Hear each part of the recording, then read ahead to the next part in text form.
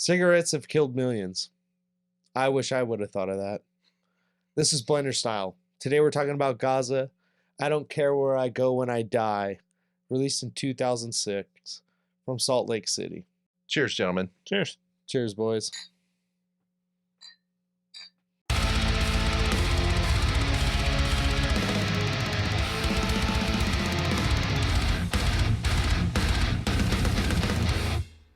So I heard of this band in Borders, the bookstore. What? Yeah, my wife, now girlfriend then, used to work at Borders in the coffee shop, Seattle's Best. And I would go there, get a cup of coffee on my days off or whatever, and I'd stroll. And they had a pretty good CD selection there at the time. And I was going through it, the metal section, and I see the cover, you know. The cover's dope. It's awesome. Cool. I think it's memorable. I love it. And on it has, you know, one of those stickers that says for fans of Pig Destroyer. Ding, ding, ding, ding, ding. I'm like, you know. And you're like, wait, I'm a fan of Pig Destroyer. Yeah. We actually reviewed Pig Destroyer on this show. Yeah. And also it has guest vocals from Trevor from the Black Dahlia Murder. Right, yeah. And so I picked it up. Oh, that's interesting. So that's how you discovered Gaza. Yeah. And then I was a fan of them, you know, throughout their career. So I was not familiar with Gaza, but this band later reassembled as Cult Leader. Mm-hmm. Yeah. And with a different singer, and I'm familiar with Cult Leader. I think most people start with this. I don't care where I go. You know, I don't care where I go. This is their first album, right? First full length, yeah.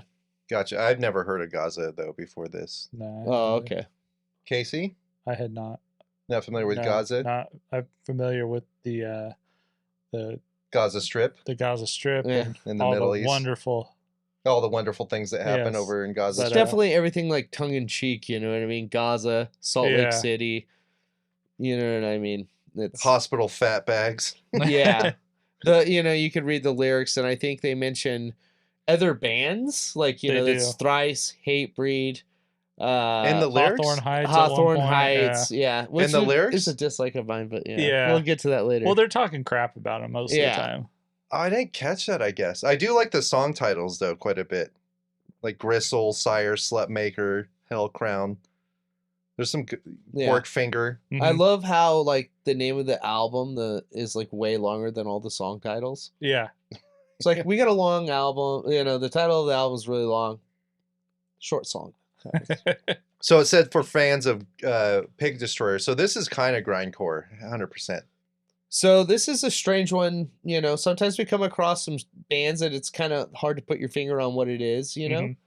And sometimes this is my favorite stuff. So I would say that this is definitely grindcore, definitely hardcore influence, and post-hardcore influence at points. So this is just kind of some grimy ass shit, though. It's kind of fucking brutal, dude. Very much so. Like relentless at times, like abrasive, hard, like almost hard to listen to. But totally knows when to just lay back. It does lay back. It does do a really good job of laying back. So, Casey, you're not a big grindcore fan. I'm not a big grindcore fan. And listening to this, there's some parts on here where they get like in the groove, and they kind of almost sound like early Dillinger. Mm-hmm. And as I was listening to it, I was like, this must be what Matt feels like when we make him listen to Dillinger.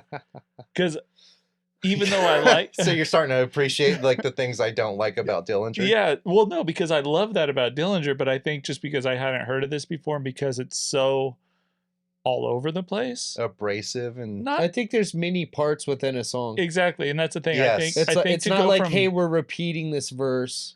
Yeah, and I think that's the thing. Like, to go from something real mellow and ambient to that is what kind of... I was like, I'm not expecting it, and it took a second to like register.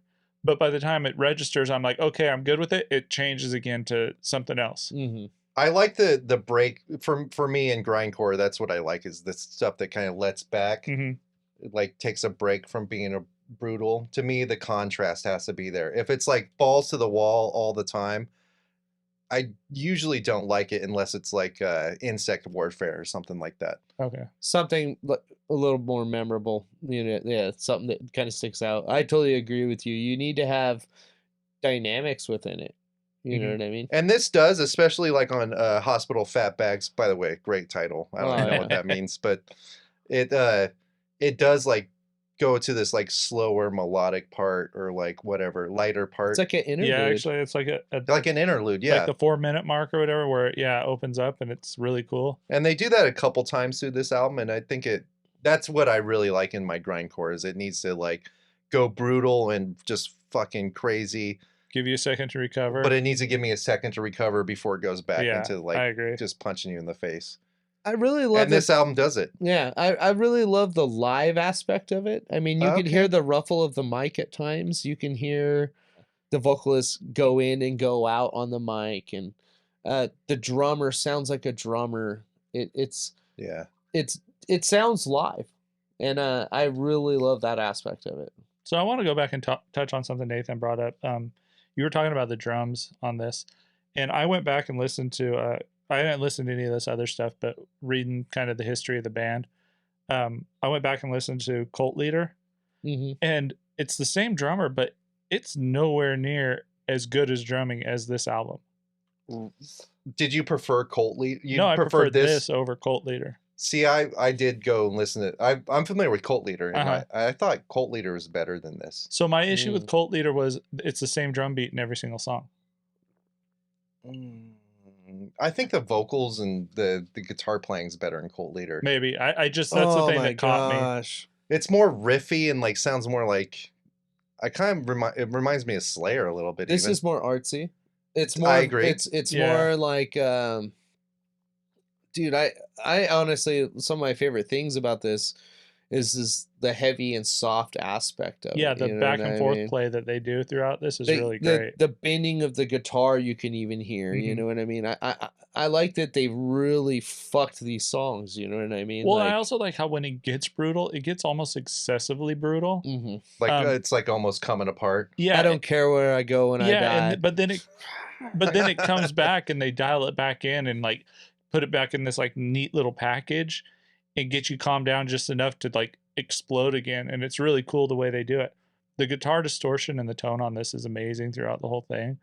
I also noticed that John, the singer, he's got a thing for animals. Yeah. He mentions horses on 4 different songs. Yeah. I didn't even look at the lyrics. I had to, because like I was like, after I finished my initial review of this, I went back and started reading some other reviews. He talks about horses on 4 songs? Yeah. On Calf, Gristle, Sire, and Colt.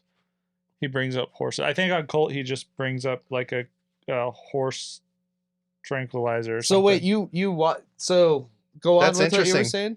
So I, after my initial review on this, I went back and kind of like read some other reviews of it.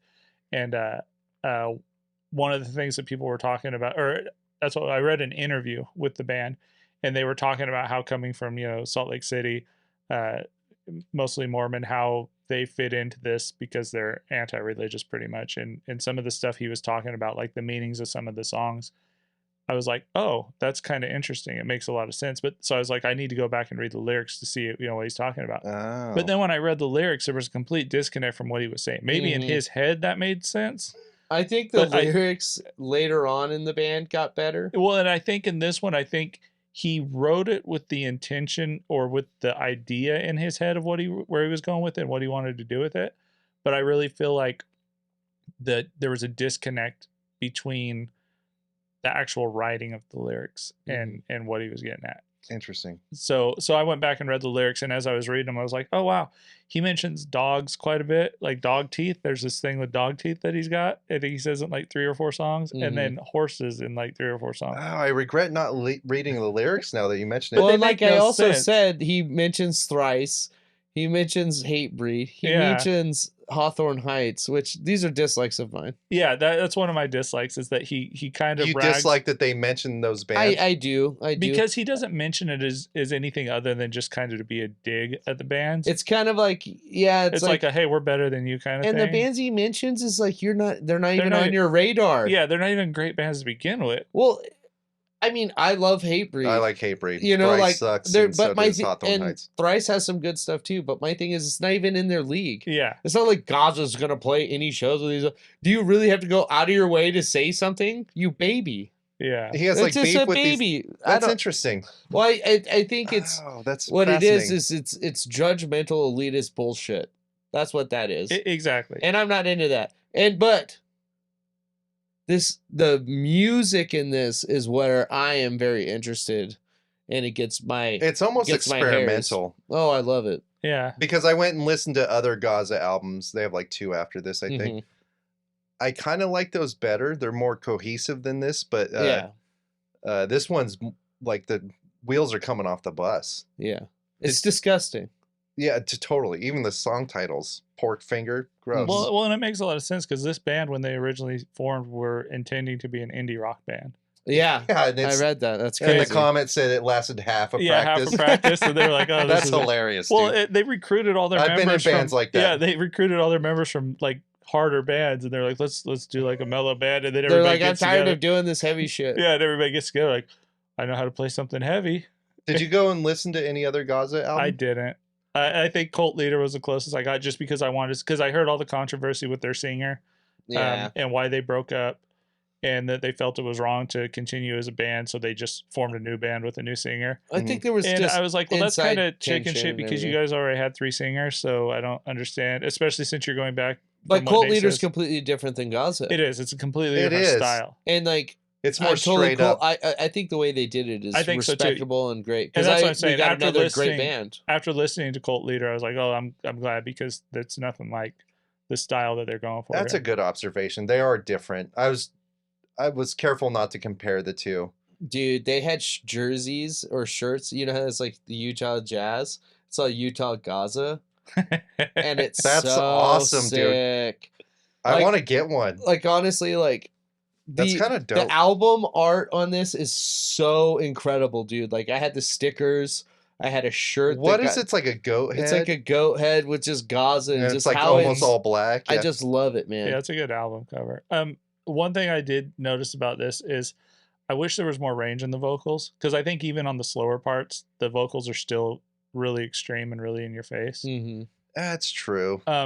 There's one spoken part on I don't remember, maybe Slutmaker or whatever. There's a part where they like do this news broadcast thing, and even when he's doing the news broadcast speaking behind, he's still doing it in kind of a like a yelly kind of. I was driving around my neighborhood listening to that like loud. Mm-hmm. I'm like, people probably think I'm listening to like radio, like talk radio right now. Yeah. So, and then I also feel that like this album, as it goes on, like it starts off with like such a good energy, and like the first track, actually the first like 3 or 4 tracks are awesome, but then after that I feel like they ran out of ideas and they just kind of recycled a lot of stuff. I kind of agree a little bit, and it kind of starts getting a bit stale, almost like to take something out of Nathan's book, like you know exactly where it's going before it goes there towards the end of it. I also think that I get what you're saying, but I also think that it gets that way because the way they write. So the way they write is like they'll stop and change tempo or beat or whatever on the drop of a dime. So a song will start out one way, sound a certain way, and the next part in it, it's almost like a different song. It's like a left turn. Exactly. Mm-hmm. So the way they write is almost like next part, next part, next part, next part. There's no first chorus. There's no, you know what I mean? So I think that starts to kind of sound the same because it's so relentless. Mm-hmm. But when you really, because I've listened to this record since 2006. Yeah. And it's still in constant rotation for me. Well, really? The more I listen to this, the more it just, you just start to hear everything in the way it gels, the energy in it. Yeah.